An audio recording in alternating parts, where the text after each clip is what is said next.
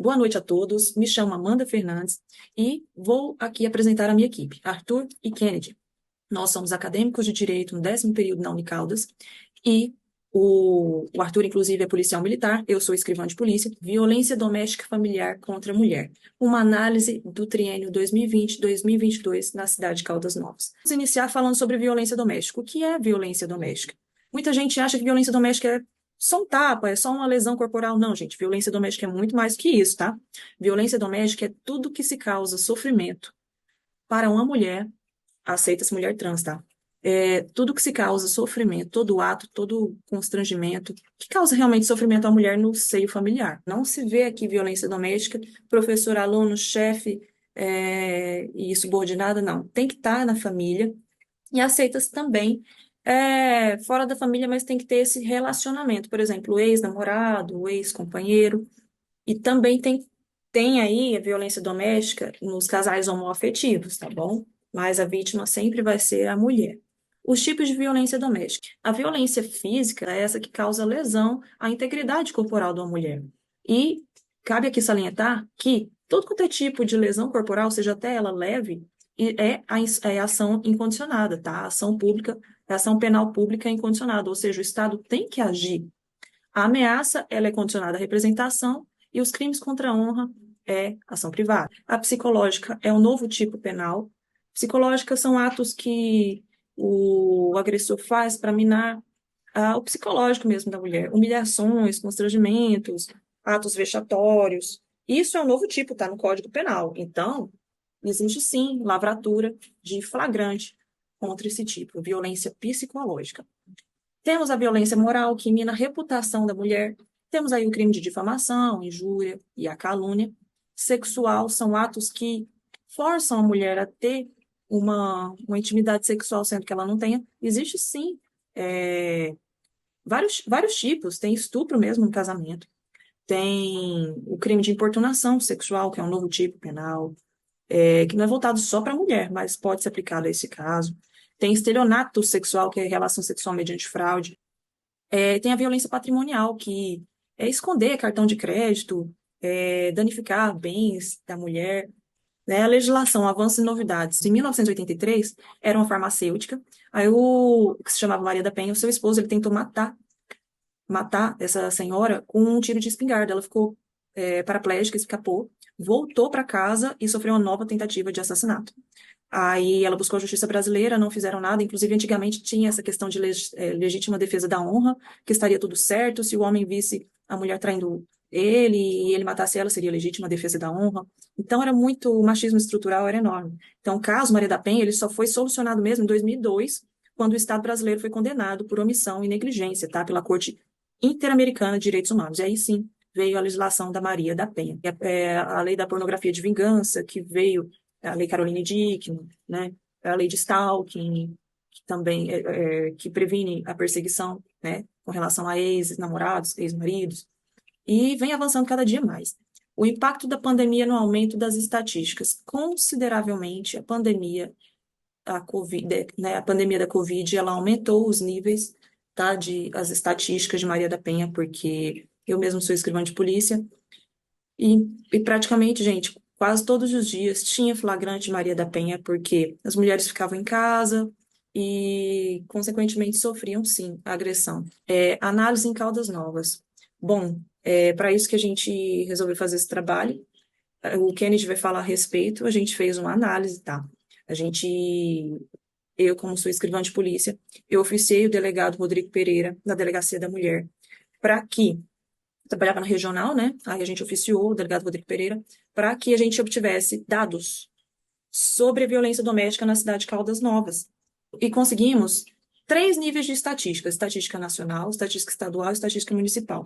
Municipal foi na Delegacia da Mulher, estadual foi junto ao Observatório de Segurança Pública e nacional junto ao Anuário de Segurança Pública. Então, eu não vou adentrar muito nesse aspecto, vocês possuem aí, né, o nosso trabalho. A gente viu aí que realmente aumentou, né, na pandemia, aumentou sim, tanto o número de boletins de ocorrência, como acionamentos, ameaças, registros de violência psicológica também, e também feminicídio aumentou bastante. Bom, A problemática é quais são as estatísticas de violência doméstica e familiar de maior relevância cometidas contra mulheres em Caldas Novas nos últimos 3 anos. O objetivo geral é mensurar se aumentou ou se diminuiu nesses 3 anos, né? Objetivo específico, o que que a gente fez para conseguir o geral? Oficiamos a DEAN, também a gente fez entrevistas, né? O Arthur vai falar, a gente fez entrevista com a juíza, com um advogado. Agora o Kendi vai falar sobre o ciclo da violência doméstica, adentrando no referencial teórico. Obrigada. Olá, boa noite a todos. Como a Amanda disse, eu irei adentrar um pouco a respeito das estatísticas de violência doméstica aqui na nossa cidade de Caldas Novas, que é o foco principal do nosso trabalho, né? Irei falar um pouco sobre o ciclo da violência doméstica, como isso acontece, e trazer algumas estatísticas e alguns gráficos a respeito desse crime que ocorre rotineiramente aqui na nossa cidade. Antes de tudo, eu gostaria de iniciar apresentando para vocês o ciclo de violência doméstica. A respeito do ciclo de violência doméstica, que foi elaborado por alguns estudiosos, em muitos casos esse ciclo acontece e esse ciclo ele é dividido em 3 fases. A primeira fase é caracterizada como a fase de tensão. Essa fase de tensão ela tem alguns perfis do agressor que se caracterizam por palavras, gestos, que muitas das vezes agride de certa forma, não fisicamente, mas psicologicamente, ou com algumas palavras que possam diminuir a autoestima da mulher.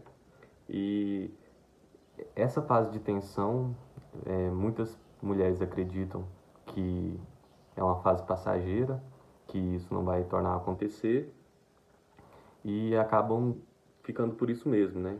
Permanecem com seus companheiros, só que depois de um certo tempo, os estudiosos falam que essa fase de tensão ela progride para uma fase de violência.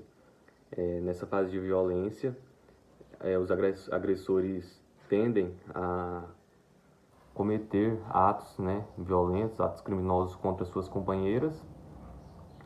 E nessa fase da violência é onde ocorre, na maioria das vezes, as denúncias, né? Muitas mulheres conseguem ter força para poder denunciar os agressores. Elas se procuram os órgãos de segurança pública, procuram a ajuda de parentes e geralmente os estudiosos falam que é nessa segunda fase que ocorre as denúncias. Porém, posteriormente a isso, tem uma outra fase, que é caracterizada como a lua de mel. Nessa fase de lua de mel é onde o agressor, ele teoricamente se arrepende das agressões, pede desculpa para sua companheira, ou em outros casos, né, de homoafetividade, que também é caracterizado como violência doméstica, né? E nessa fase de lua de mel é onde ocorre o suposto arrependimento do agressor. E esse ciclo, nessa fase da lua de mel, muitas vítimas tendem a aceitar as desculpas do agressor, porém, isso tende, na maioria dos casos, a se repetir e fica nesse ciclo. Esse ciclo ele se torna algo que entra para a rotina, né, tanto do agressor quanto da vítima. O agressor já sabe que pode fazer aquilo, que ele vai ter o perdão da vítima, né? E, e é muito e muitas das vezes por ocorrer tanto esse ciclo, muitos dos casos acaba vindo o agressor muitas das vezes ceifar até mesmo a vida da vítima. E isso acontece, segundo os estudiosos, na maioria dos casos, infelizmente. Eu irei trazer alguns gráficos aqui da violência doméstica no estado de Goiás e posteriormente irei afunilar um pouco aqui trazendo as estatísticas para a nossa cidade de Caldas Novas.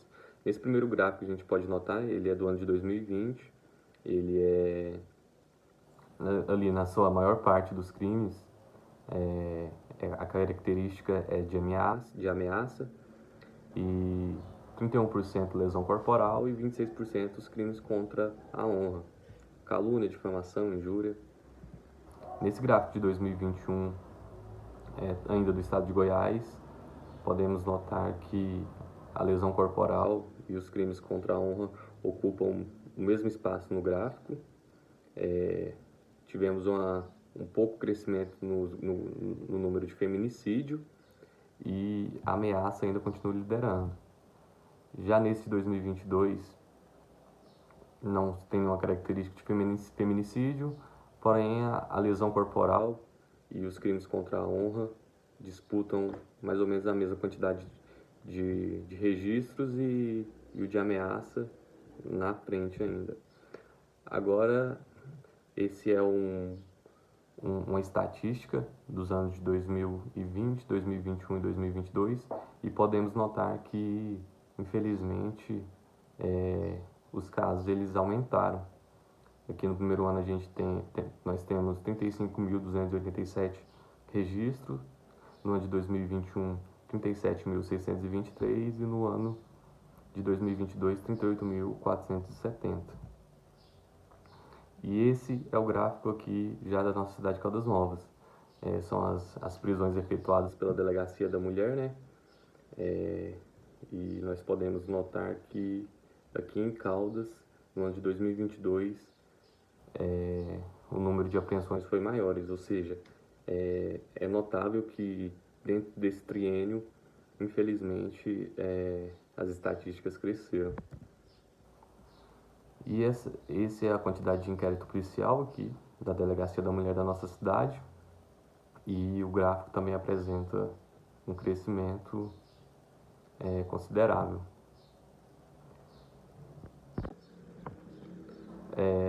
Essa foi a nossa metodologia: revisão bibliográfica com pesquisa de campo, pesquisa descritiva e explicativa e também as entrevistas. Eu irei passar agora para o meu colega Arthur, que vai dar continuidade no nosso trabalho. Obrigado. Boa noite, membros da banca e demais presentes. Meu nome é Arthur, eu sou aluno da Unicaldas, 10º período do curso de Direito. Hoje tenho o privilégio de compartilhar os resultados de um estudo abrangente sobre a violência doméstica contra a mulher em Caldas Novas. Essas descobertas baseiam-se em entrevistas com 2 especialistas do direito, um advogado especializado em questões familiares e uma juíza da vara criminal, ambos aqui referenciados como advogada e juíza para preservar a ética das entrevistas. Pois bem, a análise abrangeu os anos de 2020 a 2022 e destacou a prevalência alarmante de injúria e agressões físicas. O advogado enfatizou a necessidade de abordagem abrangente, incluindo conscientização, políticas públicas eficazes e fortalecimento dos mecanismos de proteção. A juíza, por sua vez, ressaltou as falhas no sistema judiciário, mencionando concessões indevidas aos agressores e falsas denúncias. Ambas as formas de violência, emocional e física, têm consequências profundas, perpetuando ciclos de abusos ao longo do tempo. A análise do ciclo da violência, conforme apresentado por Zarek, reforça a complexidade do problema. Destaca-se a importância de intervenções eficazes com apoio psicológico, serviços de emergência e medidas legais para quebrar padrão de abuso. Já quanto à eficácia da Lei 11.340, conhecida como Lei Maria da Penha, as opiniões divergem, visto que a juíza apontou falhas mencionando benefícios concedidos aos agressores e falsas denúncias, e onde já o advogado destacou o papel duplo das penas, como punição e dissuasão, ressaltando a necessidade de reabilitação dos agressores. A análise do triênio revelou um aumento exponencial nas agressões físicas, exigindo uma abordagem multifacetada, investigações aprofundadas, fortalecimento dos serviços de apoio às vítimas e treinamento especializado para profissionais são cruciais defendidos por Araújo, Porto e Bourdieu. Os fatores de risco incluem o abuso de álcool pelos agressores, evidenciado pela juíza, e a percepção de superioridade masculina, destacado pelo advogado. A persistente desigualdade de gênero, conforme enfatizado por Engel, contribuiu para um ambiente propício à violência, ressaltando a importância de uma mudança cultural. Já em frente, iremos fazer as considerações finais, né, onde esse tema não apenas destacou os obstáculos enfrentados por mulheres, mas também acabou convocando a sociedade a refletir sobre a desigualdade de gênero, a cultura do silêncio e a urgência na mudança estrutural, iniciando com perguntas sobre as estatísticas de violência e a eficácia da Lei 11.340. Os resultados evidenciaram a lesão corporal e a ameaça como as ocorrências mais relevantes, corroborando a resposta dos entrevistados. Entretanto, a flexibilização das penas no sistema judiciário e acusações falsas representam um desafio para a eficácia dos casos julgados. Concluímos, então, que abordar a violência doméstica em Caldas Novas exige um compromisso coletivo para transformar a cultura, mudar normas prejudiciais e implementar políticas públicas abrangentes. Não se trata apenas de punir agressores, mas de criar um ambiente propício para a igualdade e respeito, que somente com reforços concentrados em diversas frentes podemos aspirar a uma sociedade mais justa, segura e livre de violência de gênero. Apesar de encontrar lacunas nos referenciais teóricos, sugere-se que futuras pesquisas acadêmicas possam fortalecer essas descobertas. Além disso, encorajo a continuidade da pesquisa em diferentes contextos sociais e geográficos, para obter uma compreensão mais abrangente e contextualizada desse fenômeno complexo e provocativo. Agradeço a atenção de todos, obrigado e boa noite.